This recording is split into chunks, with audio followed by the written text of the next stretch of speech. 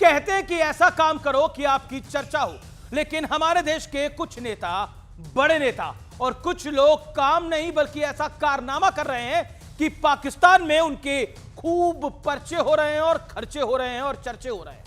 Robert Vadra, जिन्होंने कहा था कि पहलगाम में गैर मुसलमानों पर हमला इसलिए हुआ क्योंकि आतंकवादियों को लगता है कि देश में मुसलमानों के साथ गलत हो रहा है, वो तो पाकिस्तान के पोस्टर बॉय बन गए हैं। लेकिन रॉबर्ट वाड्रा ने जो सिलसिला शुरू किया, उसकी पूरी सीरीज बनाने में कांग्रेस के नेताओं ने कोई कोर कसर अभी तक नहीं छोड़ी है।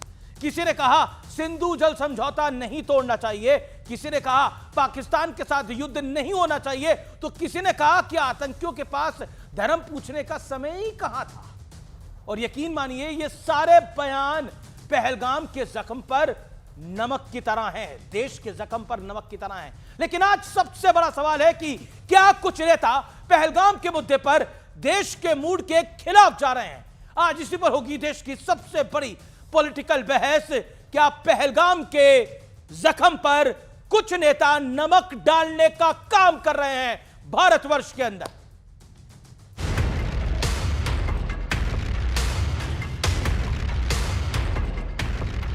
एक तरफ पहलगाम का जख्म तो दूसरी तरफ इस जख्म पर नमक छिड़कने वाले बयान। रॉबर्ट वाड्रा से शुरू हुई कहानी के बाद लिस्ट में करीब करीब दर्जन भर नाम जुड़ चुके हैं। ಅಗತ್ಯ ಇಲ್ಲ ನಾವು ವಿದ್ಯುತ್ ಪರ ಇಲ್ಲ ನಾವು ಶಾಂತಿ ಇರಬೇಕು सिद्धारमैया देशभक्त है कि देशद्रोही, ये पता करना चाहिए लोगों को। उन्होंने हिंदू का पूछ कर मारा, अरे कोई टेररिस्ट को पूछने तक समय होता है क्या? हमारे महाराष्ट्र के अपोजिशन के लोग आतंकवादियों की साइड ले रहे हैं। Pakistan takes the position it is not involved in Pahalgam. Let us accept Pakistan's word. Congress party के कुछ नेता ठीक वही भाषा बोल रहे हैं जो पाकिस्तान के नेता बोल रहे हैं। पुलवामा के बाद ये रिपीटेशन क्यों हुआ? वो कुछ ड्रामाबाजी जैसे हुआ और उसके बाद सब कुछ साइलेंस हो गया। आज भी उस तरह की ड्रामाबाजी चल रहा है क्या? ऐसे तरह से चलता रहेगा? तरह तरह के सवाल उठाने वालों को सच का आईना दिखाना भी जरूरी है। हमले में मारे गए दिनेश मिरानिया के बेटे शौर्य ने क्या कहा, जरा ये भी सुन लीजिए। बहुत कायराना हमला था आतंकियों का। क्या हुआ था उस दिन? उसने पापा को बोला कलमा पढ़ने को, पापा को नहीं समझा, पापा ने कैप और चश्मा उतारा, उतने में उन्होंने शॉट कर दिया। कांग्रेस के ही बीके हरिप्रसाद ने ट्वीट किया, क्या मोदी जी बिहार की रैली के लिए सऊदी अरब का दौरा बीच में छोड़ आए थे? उमर अब्दुल्ला भले ही केंद्र के साथ खड़े हैं, लेकिन उनकी पार्टी के एक विधायक के बोल भी सुन लीजिए। जब भी जहां भी जंग हुई तबाही के सिवा कुछ नहीं हुआ। बातचीत करना बहुत जरूरी है।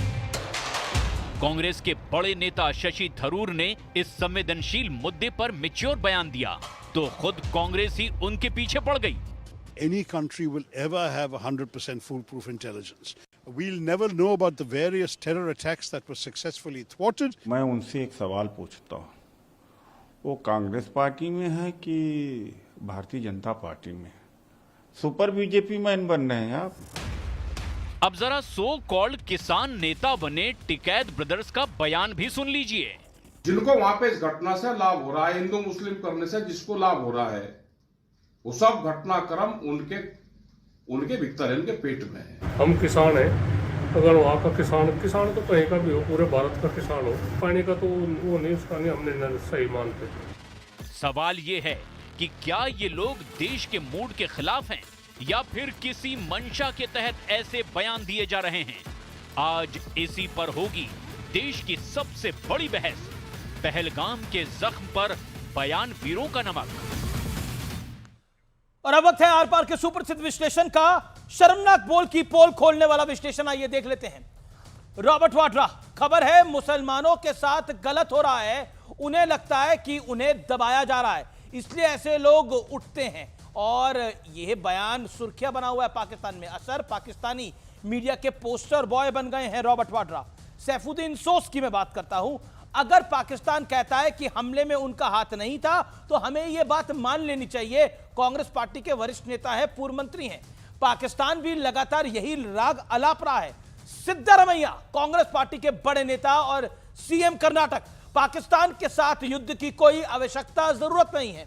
पाकिस्तान कह रहा है कि भारत बेवजह हम पर उंगली उठा रहा है, यानी सिद्धारमैया के बयान को हेडलाइन ले रहा है पाकिस्तान और बार बार कह रहा है। देखिए उनके नेता क्या कह रहे हैं। अब विजय वडेट्टीवार, कांग्रेस के बड़े नेता, खबर क्या है, आतंकवादी के पास धर्म पूछकर गोली मारने का वक्त ही नहीं था। असर पाकिस्तान भी कह रहा है कि भारत सिर्फ एक प्रोपेगेंडा फैला रहा है, किसी आतंकी ने कुछ पूछा ही नहीं है, यह एक मिलिटेंट एक्टिविटी है और कुछ नहीं है। आइए बढ़ते हैं आगे, मणिशंकर अय्यर की बात कर लेते हैं। क्या भारत में मुसलमान स्वीकार किए गए, इसका जवाब खोजने की आवश्यकता है। पाकिस्तान कहता है कि भारत में मुसलमानों के साथ अन्याय होता है और यही बात मणिशंकर अय्यर डायरेक्टली इनडायरेक्टली कह रहे हैं। अब मैं बड़े तथ्य की तरफ जाता हूं, आपको 2019 सितंबर में लेकर चलता हूं। राहुल गांधी ने कश्मीर में मानवाधिकार पर प्रश्न चिन्ह लगाया। पाकिस्तान ने UNHRC में को दिए डोजियर में राहुल गांधी के बयान को बकायदा शामिल किया और कोट किया। आइए, बड़ा सवाल क्या है आज की चर्चा का? बड़ा सवाल यह है कि ये जो शर्मनाक बेतुके बयान है, ये चूक है या सोची समझी एक बड़ी प्लानिंग का हिस्सा है?